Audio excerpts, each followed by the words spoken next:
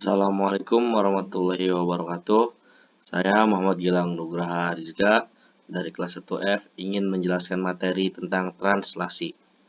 Baiklah, langsung saja kita mulai. Yang pertama ada pendahuluan.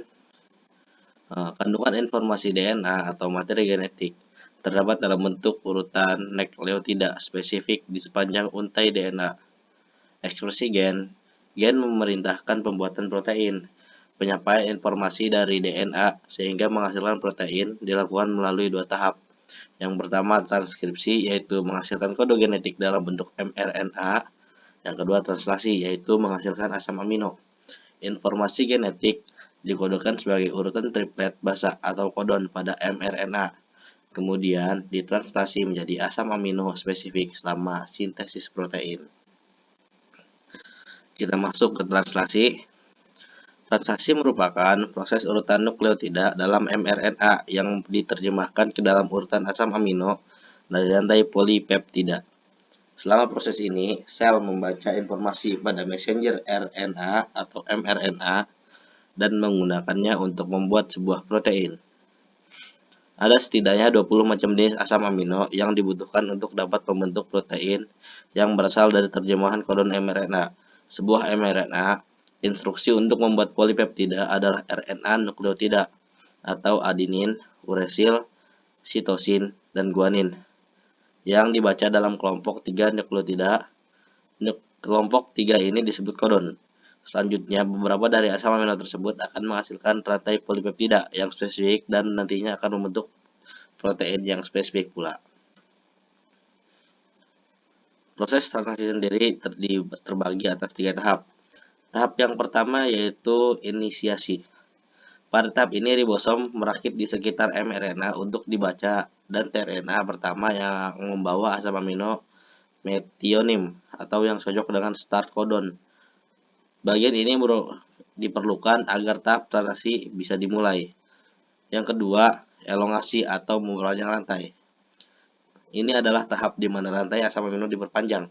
Di sini mRNA dibaca satu kodon sekali dan asam amino yang sesuai dengan kodon ditambahkan ke dalam rantai protein.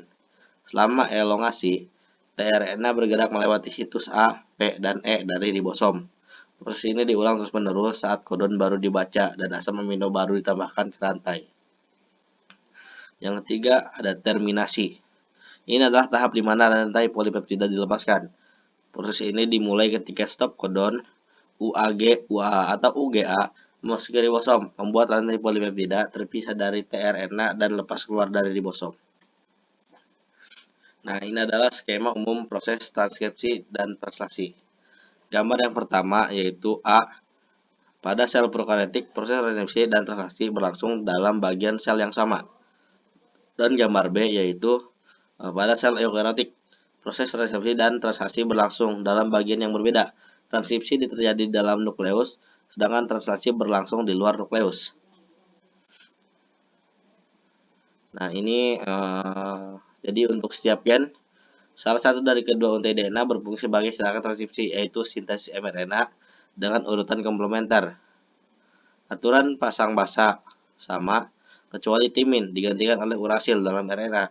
Selama translasi, mRNA dibaca sebagai urutan triplet basa atau kodon yang menentukan asam amino akan ditambahkan sepanjang rantai peptida yang sedang tumbuh. Nah, itu bisa dilihat gambarnya. Terus ini adalah kode genetik, kombinasi kodon penyusun asam amino. Nah, bisa dilihat gambarnya juga dan bisa dibaca pengertiannya ya. Ya, terus translasi, masuk translasi lagi. Translasi adalah proses menerjemahkan urutan nukleotida atau kode genetik yang berlangsung pada ribosom di sitoplasma. Kode genetik diterjemahkan menjadi urutan asam amino. Kode genetik dibaca dalam bentuk triplet yang mewakili 20 asam amino. Satu unit triplet yang terdiri dari 3 nukleotida disebut kodon. Setiap triplet dibaca dari urutan 5 ke 3. Nah, ini ada proses transkripsi dan translasi. Tahap yang pertama yaitu mRNA ditranskripsi dari DNA template. Nah, tahap yang kedua itu setiap asam amino menempel pada tRNA yang tepat dengan bantuan enzim spesifik dan ATP. Nih, di tahap ketiga inisiasi sintesis polipeptida, mRNA, tRNA yang pertama di subunit ribosoma berkumpul bersama. Tahap yang keempat yaitu sebelum sejumlah mRNA menambahkan asam amino ke rantai polipeptida secara satu persatu. Tahap yang kelima yaitu terminasi ribosom mengenali stop kodon.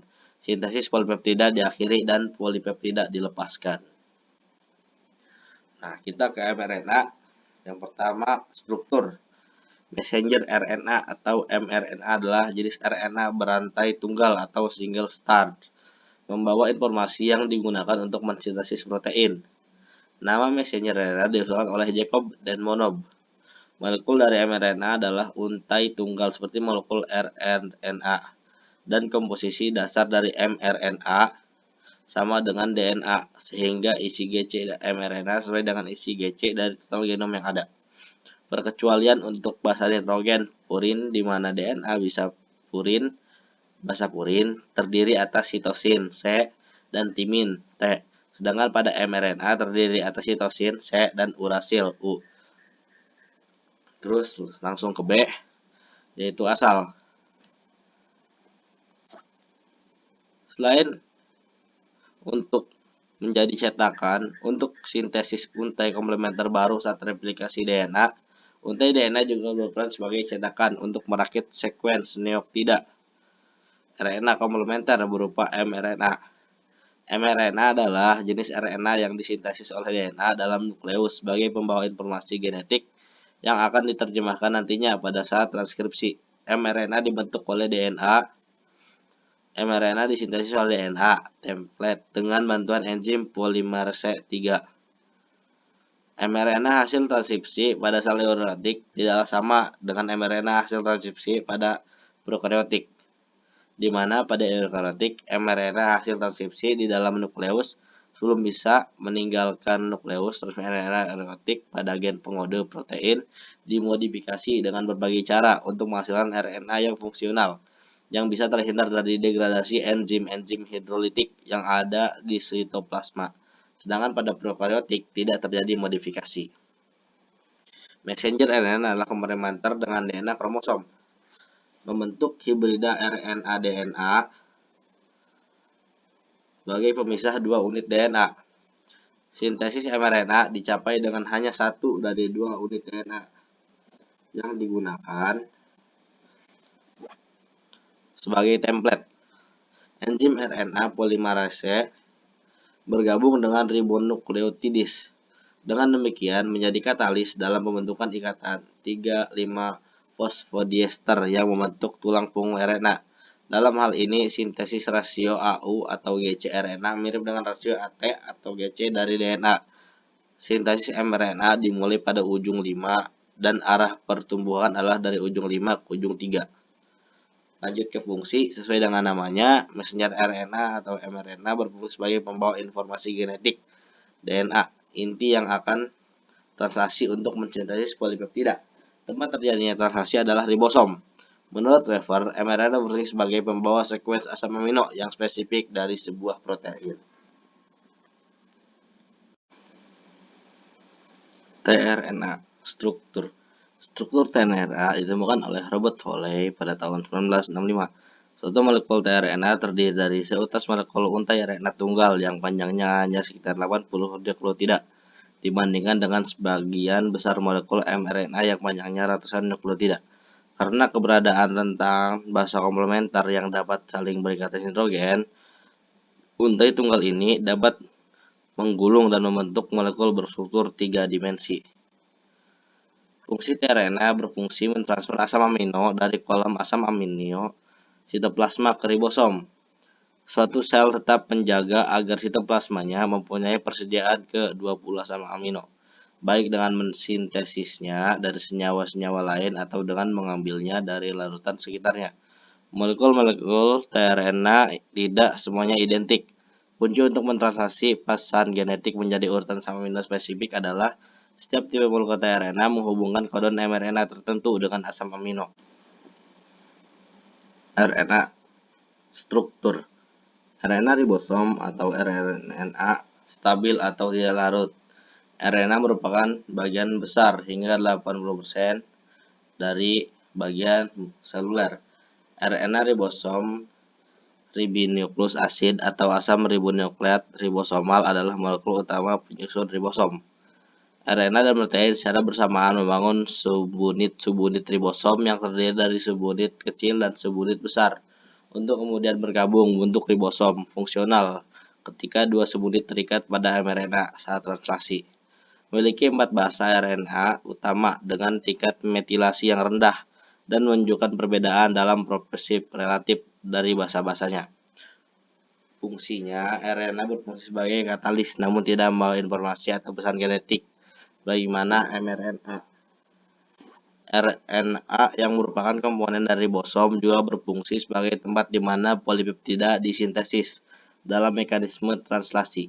Selain itu, RNA juga berperan dalam memvalidkan kode triplet basa nitrogen yang akan ditranslasi oleh ribosom. Nah, ini adalah gambar tRNA molekul, bisa dilihat.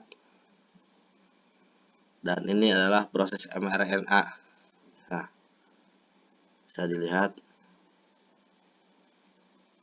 Baiklah, mungkin cukup sekian dari saya. Kurang lebihnya mohon maaf. Wassalamualaikum warahmatullahi wabarakatuh.